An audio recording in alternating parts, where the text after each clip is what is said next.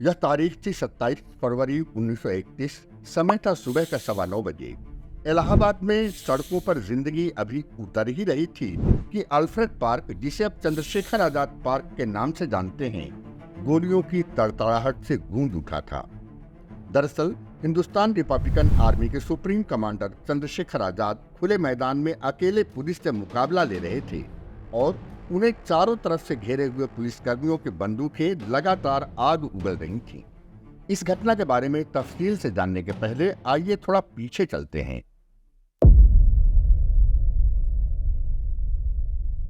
इतिहास में प्रसिद्ध काकोरी ट्रेन एक्शन ब्रिटिश सत्ता को एक खुली चुनौती थी और अंग्रेजों ने इस घटना से जुड़े हुए एक एक क्रांतिकारी को गिरफ्तार कर लिया था। पर चंद्रशेखर आजाद अभी भी आजाद थे और लगातार अंग्रेजों की आंखों में धूल झोंक कर ब्रिटिश हुकूमत को चुनौती दे रहे थे। 1928 में लाहौर में पुलिस सुपरिंटेंडेंट सॉन्डर्स को दिन दहाड़े गोली मारकर उन्होंने अंग्रेजों को चुनौती दी थी और इसके बाद सरदार भगत सिंह ने असेंबली में बम फोड़कर संगठन की ताकत का एहसास कराया था। इन घटनाओं के बाद अंग्रेजी सरकार शिकारी कुत्ते की तरह चंद्रशेखर आजाद को खोज रही थी, पर उन्हें पकड़ना तो दूर, पुलिस को उनकी एक फोटो तक हाथ नहीं लग सकी थी। ऐसी हालत में पुलिस का खुफिया तंत्र सक्रिय किया गया और सीआईडी इंस्पेक्टर शंभूनाथ को चंद्रशेखर आजाद को पकड़ने की जिम्मेदारी दी गई। शंभूनाथ को एक अहम सफलता तब मिली जब उसने संगठन की केंद्रीय समिति के सदस्य वीरभद्र तिवारी को अपना मुखबिर बनाने में सफलता हासिल कर ली।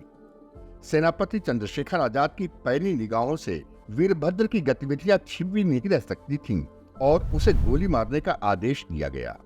किसी तरह वीरभद्र अपनी जान बचाने में सफल रहा और इसके बाद वह चंद्रशेखर आजाद के खून का प्यासा हो गया। ऐसी हालत में शंभूनाथ, जो कानपुर में उनका पड़ोसी था, उनके नजदीक आया और 200 रुपए महीने की लालच पर वह संगठन की अहम सूचनाएं सरकार को देने लगा। दूसरा महत्वपूर्ण मुखबिर यशपाल था।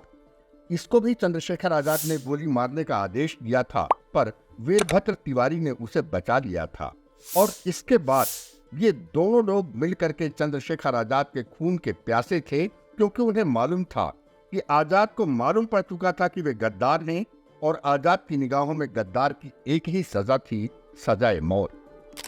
धर्मेंद्र गौड़, जो एक गुप्तचर अधिकारी थे, उन्होंने अपनी पुस्तक आजाद के गद्दार साथी में लिखा है कि 24 फरवरी की रात में कानपुर में फूलबाग के पास वीरभद्र और शंभूनाथ की मुलाकात हुई और इस मुलाकात में वीरभद्र ने बताया कि चंद्रशेखर आजाद इलाहाबाद में हैं, संभवतः कटरा वाले मकान में।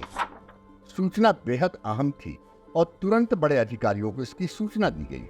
इसके बाद 25 फरवरी को शंभूनाथ और वीरभद्र इलाहाबाद पहुंच गए। इलाहाबाद में भी खुफिया तंत्र सक्रिय था और किसी भी ऑपरेशन को अंजाम देने के लिए पुलिस लाइंस में 80 सिपाहियों को कमरबंदी का आदेश दिया गया था, जिसका मतलब था कि सूचना मिलने के 15 मिनट के भीतर इलाहाबाद में कहीं भी पहुंचकर उन्हें ऑपरेशन को अंजाम देने के लिए तैयार रहना है।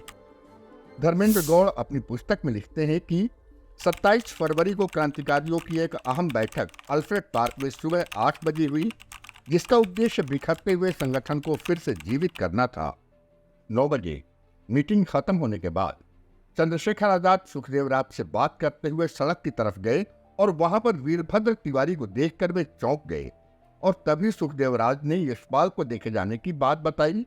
चंद्रशेखर आजाद की प्रतिक्रिया थी कि आज मुझे दाल में कुछ काला नजर आ रहा है। खुफिया विभाग के सुपरिंटेंडेंट लॉर्ड बाबर अपनी पुस्तक में लिखता है कि शंभूनाथ की सूचना खुफिया विभाग के दूसरे अधिकारी विश्वेश्वर प्रसाद सिंह द्वारा कंफर्म की गई और इसके बाद पुलिस बल को अल्फ्रेड पार्क पहुंचने का आदेश दिया गया। चंद्रशेखर आजाद के मारे जाने के बाद लॉर्ड बाबर अपनी प्रेस विज्ञप्ति में बताता है कि सुबह 9:15 बजे वह अपनी कार से अल्फ्रेड पार्क पहुंचा, जहां पर उसने 2 आदमियों को बैठे हुए पाया और तब हाथ में पिस्तौल लेकर वह उन दोनों आदमियों से 10 गज की दूरी पर पहुंचकर बोला, Who are you and why are you sitting here?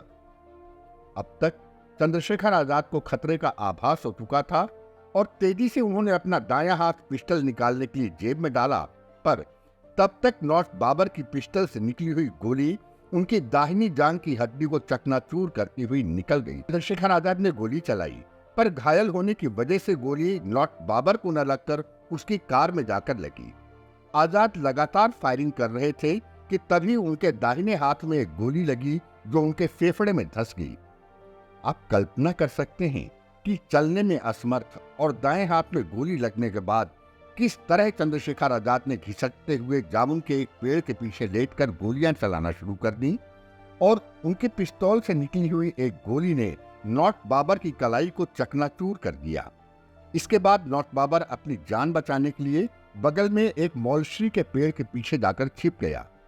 10 round गोली चलाने के बाद चंद्रशेखर आजाद ने सुखदेव राज को वहां से निकलने के लिए कहा और कहा कि जाकर राजर्षि टंडन को मेरी मौत की सूचना दो और उनसे कहना कि मेरे लाश के अंतिम संस्कार का इंतजाम करें। धर्मेंद्र गौड़ अपनी पुस्तक में लिखते हैं कि इतना घायल होने के बावजूद आजाद का मानसिक संतुलन बरकरार था और उनके पिस्तौल लगातार आग उगल रही थी। उन्होंने हिंदुस्तानी सिपाहियों से गरज कर कहा कि मैं तुम्हारे लिए लड़ रहा हूं, मेरे ऊपर गोली क्यों चला रहे हो। और इसका असर यह हुआ कि बहुत सारे सिपाहियों की गोली हवा की तरफ जाने लगी। यह भी सच है कि बाद में इन हिंदुस्तानी सिपाहियों को बर्खास्त कर दिया गया था।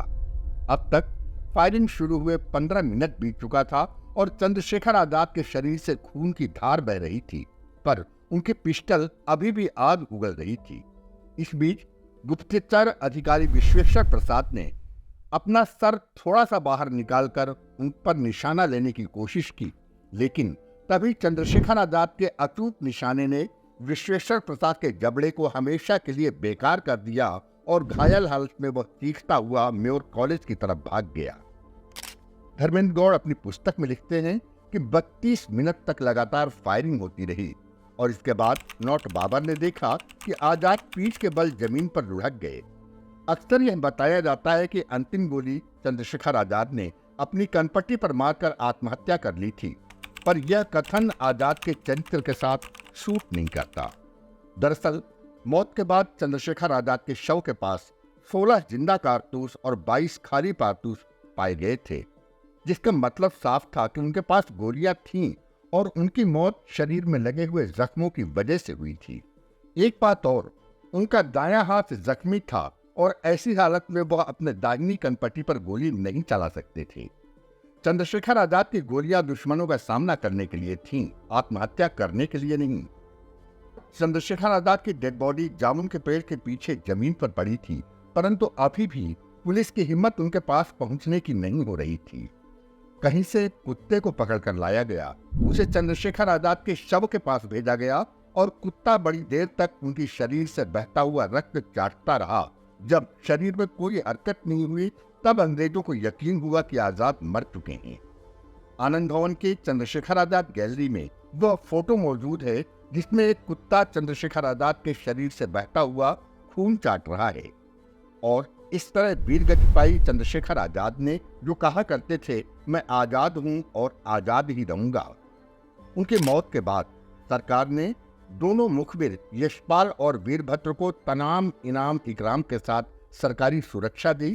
शंभुनाथ को डिप्टी एसपी प्रमोशन के साथ राय बहादुर की उपाधि दी गई और वह अपने साथ चंद्रशेखर आजाद की वह मौजर पिस्टल भी ले गया जो अभी भी उसके पास है। इसके बाद कटरा में उनके मकान की तलाशी में कोल्ट रिवॉल्वर मिला था, जिसे लेकर नौट बाबर लंदन चला गया और वर्तमान में भारत सरकार के अनुरोध पर वह रिवॉल्वर चंद्रशेखर आजाद की निशानी के रूप में इलाहाबाद संग्रहालय में संरक्षित की गई है।